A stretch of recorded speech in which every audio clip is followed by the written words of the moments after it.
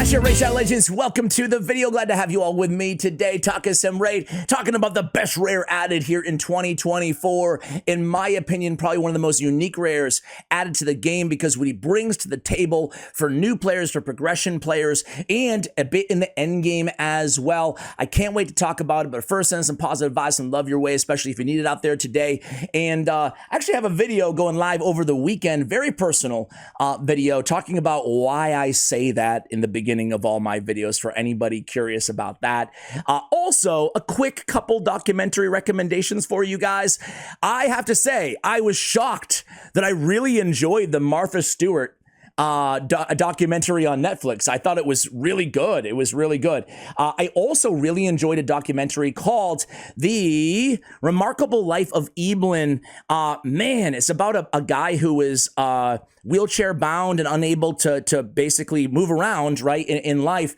And his parents and his family had no idea that he had this really fulfilling, robust life that he was living inside World of Warcraft. They didn't find out until after he passed away. And it's that story, which is really, it was incredible. I've never seen or heard anything like it. So there's two recommendations, both on Netflix for you guys, both relatively new. All right, so the fusion. I think that that Gretzel is...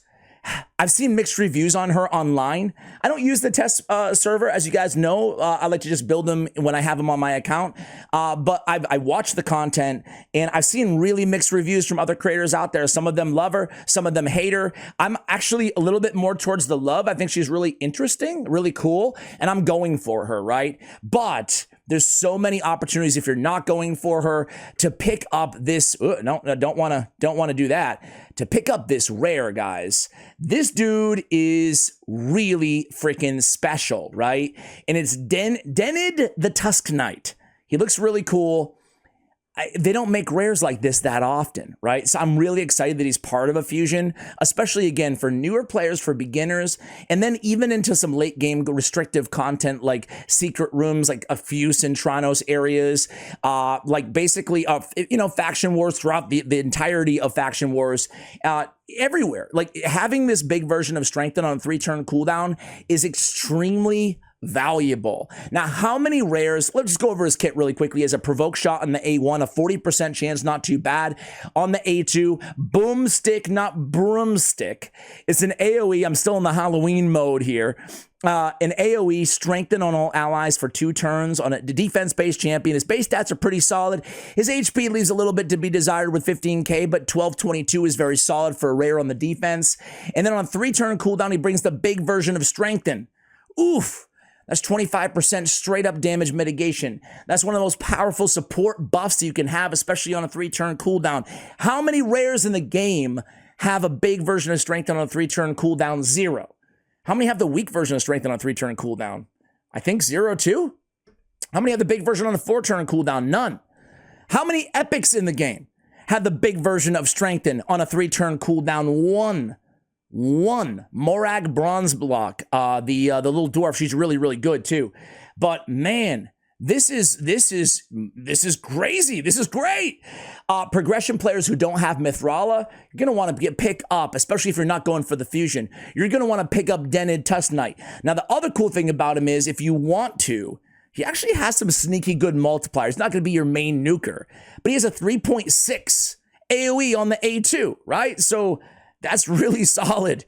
Now, there's 2 ways, in my opinion. There's a bunch of ways you could build them, but there's 2 of my kind of favorite ways that I'll share with you guys in a moment. But the pig-headed passive plays a shield in the champion for 2 turns, 10% of his HP whenever he's hit by an enemy under a provoke, and there's no cooldown there. So if, somebody hits him and then he loses his HP and then somebody hits him again, that will reappear, that shield, which is really nice to help keep him alive, right? Now, to make the most of this shield, especially if you're building them with accuracy, you intend to land the provokes, right? What you want to do is probably go HP main stat on the accessories, but we can talk about that when we get to the build. Actually, let's just get to the freaking build, right? I mean, this is really cool, though. I love they did this. I love that they did this. Okay, champions, Ash. Champions, man. Get to it here, bro. Okay, Denid the Tusk Knight. So I think there's a couple ways that you can kind of lean into a champion like this to get more utility out of them. You could consider like a bolster set or a shield set, but that base HP is a bit low, even though we are incentivized to build a little HP off the passive anyway.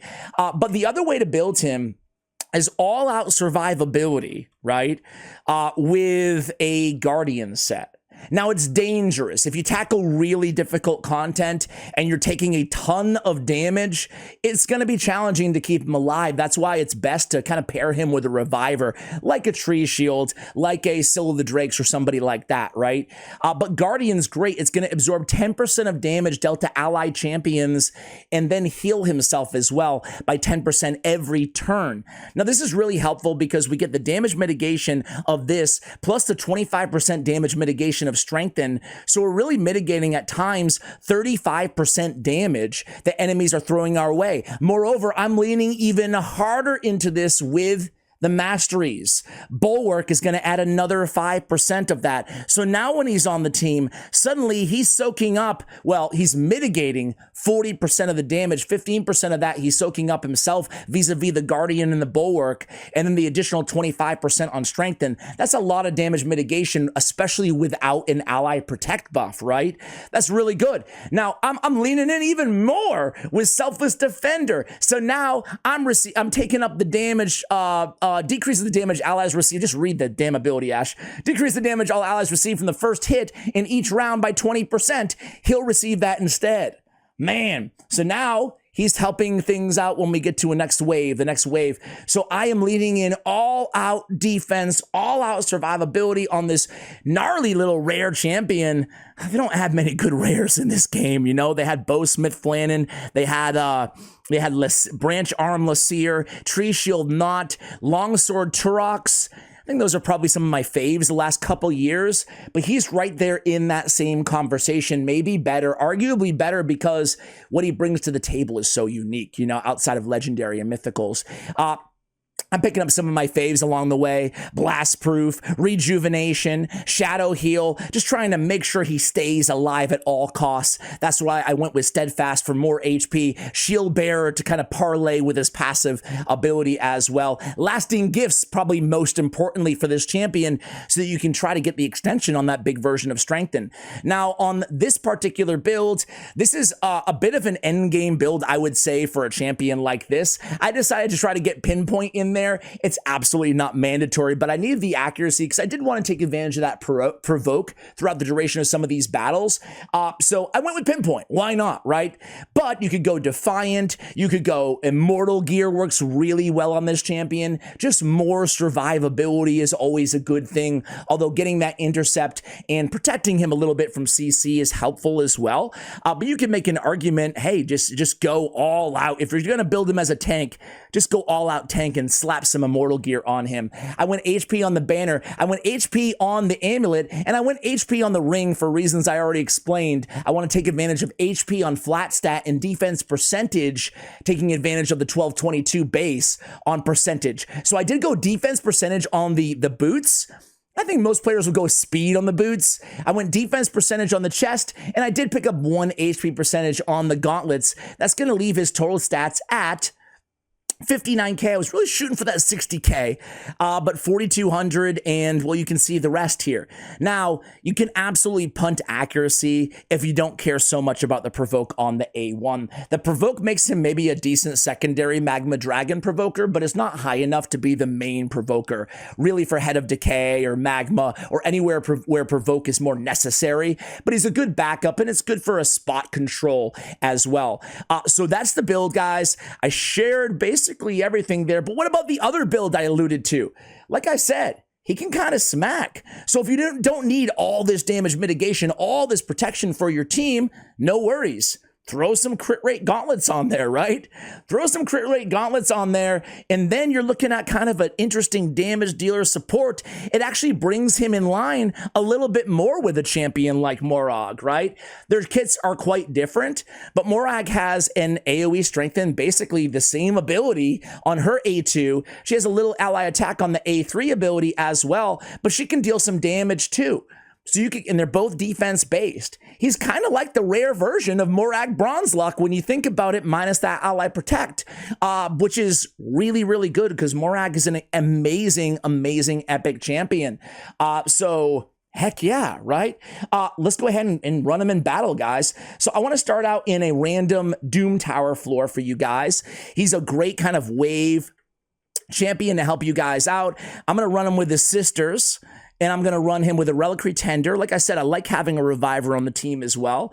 And let's just see how he does here. Let's see how he does. He's soaking up a lot of damage with this build. But as I said earlier too, I mean, you could definitely make the case that, you know, just take some damage. If you don't need the tankiness, right? This is more of a progression strategy. Then go ahead and just build him with the damage, right? So let's just keep going in here and let the sisters get to work here on these LMAs. And man, this wave kind of scares me. I'm not this wave particularly, but I forgot that they were like this high level. These, you know what? I could also build Loki in a little bit. Are you guys still loving Loki or not liking Loki? Like how do you guys feel about Loki? I have not checked in with anybody about him. I had intended to do another video on Loki, like after, you know, what has it been, like 4 months later or something like that, kind of a check-in type video. But man, anyway, look at the man, the myth, the legend here, right? Denid. I always feel like I'm going to screw up his name like I do every other damn name in this game. Let's do some TM here from Elegias. Oh man, they should have buffed Elegias, right? But King Garage really needed it as well. All right, let's just keep pounding away here. Do a little bit of cycling. This next wave is going to be very difficult. But look at all that ally protection that's coming. Again, not just from the Bulwark, but also from the Guardian gear. Sorry. Can't think and click apparently at the same time. Yours truly. What do you expect from a mediocre Raid Shadow Legends YouTuber, huh? But you'll see, especially when we start taking some big damage, I'm going to run Ice Golem right after this, right? You'll start to see, man, his health goes down quite a bit, right? All right, let's steal some turn meter. This is where things get a little bit dicey here, contending with a couple Rhodoses and a couple LMAs. Yikes. All right. These guys actually do hit very hard. You wouldn't barely know it though, because of him soaking up so much damage, right? So if I was an early game player, again, I don't have a Mithrala to run, who's obviously going to be a superior option, right, for folks out there. But if I didn't have a Mithrala, I would absolutely use this guy and just run him as a strengthen. If I wanted the damage, I would build the damage. If I didn't want the damage, I wouldn't build the damage. I just build him super tanky, right? And I would use him as a big part of what I'm trying to do here in terms of progression, right? Just getting through dungeon content. Let's get a heal on Sinesha there, or excuse me, on Cold Heart. Come on, Skull Crown, Ash, Skull Crown. Get him right. All right, let's get him down. All right, I think we could probably just go full auto from here on out, right? But you can see this is like, you know, a pretty accessible team for the most part here. And the sisters are not imperative to this team. Basically, some DPS and some healing is nice to put alongside him. But man, I feel like he's kind of a plug and play type champion, right? He's going to help a lot of accounts out there who don't have access to that big version of strength. And so TLDR, who should go for him? People could use him in a secret room in Doom Tower, right? A rare only secret room. Granted, a lot of them are affinity based, spirit and magic, but there are some that you can use any rares, right? Defense based secret rooms. And again, he can be useful in quite a few Cintranos areas. This rotation of Cintranos Cursed City Hard, I noticed he was only really usable in like 4 areas, 4 or 5. You know, the rares aren't like widely usable. It's mainly an epic kind of legendary mythical content. But in those areas, they're certainly help players out. And I feel like in terms of progression, you can ride Denid well into hard dungeons. You can't say that about most rares in the game. But when I say well into, I don't think like hard dungeon 10s. I mean, I could throw him on a team of OP champions, of course, and make it happen. But he's going to be good in the early stages, like to stage 5 or something of hard dungeons. Speaking of which, let's run into some quick ice golem here. And no. Oh man, I got a little click happy there, guys. I apologize. I hate throwing away the energy, man. Damn it. Trying to do this fusion. Let's go stage 1. Let's take it slow here. We have Skrank, we have Tagore, we have Dark Elhain, who's going to get a video tomorrow on the channel. And then we have our guy, the Tusk, and War Maiden, okay? So let's see how this team does. I'm actually just going to come at you guys at the Ice Golem because the wave content is going to be fairly easy. Be right back. All right, guys, so I ran this team actually with Artak originally, and it was like almost too easy, you know, because Artak's that good. So I decided to take him out of the team. But if you want like a team, obviously you guys know this, but you can use a value over replacement champions to sub in similar type teams, just looking for the key roles, right? A little bit of healing, increased speed would be ideal. Having a burner for hard mode would be great. I love Skrank. I have a video coming up on him next week as well. So a lot of content on the way for you guys. I have so many ideas on the channel, and I have very it's just almost prioritizing them. I'm very mediocre at YouTube in general, as you guys know, as I've already stated in this video. But the one thing I've never struggled with is just random ideas for videos. And it's just sometimes I think about double uploading, but then I don't want to commit to it, and then I won't be able to do it, you know? So far, so good. Slow and steady wins the race sometimes when it comes to Ice Golem. Dark Elhain doing her thing, Skrank doing her thing, Tagore doing his thing, War Maiden, get those decreased defenses there to help Dark Elhain be more effective. There's that boomstick, excuse me, getting that strengthen up there, and we're going to be ready for that next big AoE from Klyosis, however you say the Ice Golem's name, right?